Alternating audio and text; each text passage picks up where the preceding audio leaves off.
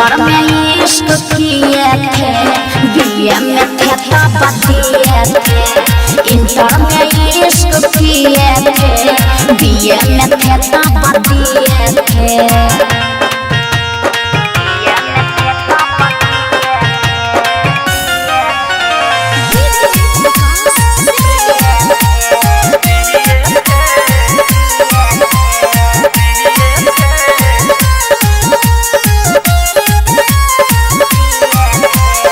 नौमा में नैना एगो लइका से लड़ल, मैट्रिक में अब ते वो मन पना चढ़ल। न जाने कितना ले भइल नेगलेक्ट हो, आइए में यही तक कोई सेलेक्ट हो।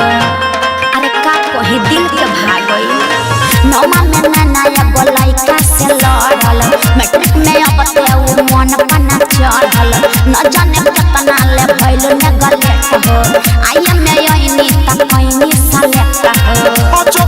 जब के बात तुर कहानी एक बार तेरी जानल चाहता हूं, लव लेटर किसी का लिए थे। अरे सुनिए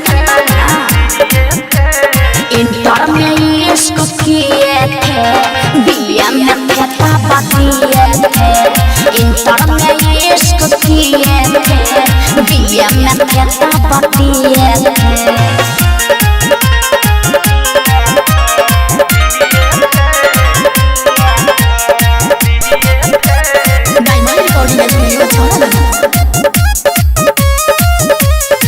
एक बार तू हो तक पहले होइबा प्यार हो, होइला नाराज आज सैया हमार हो।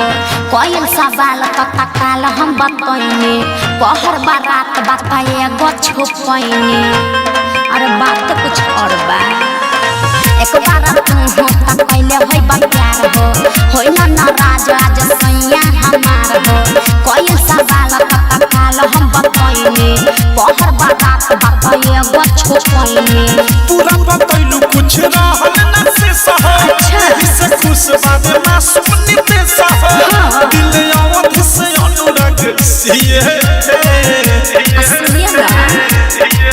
अरे इंटर में इश्क किए थे, बीए में थे तब दिए थे। इंटर में इश्क किए थे, बीए में थे तब दिए थे। सच बतावा जब पढ़त रहूं ककुनारे में करत रहूं, क्या जूस मोहब्बत का पिए थे।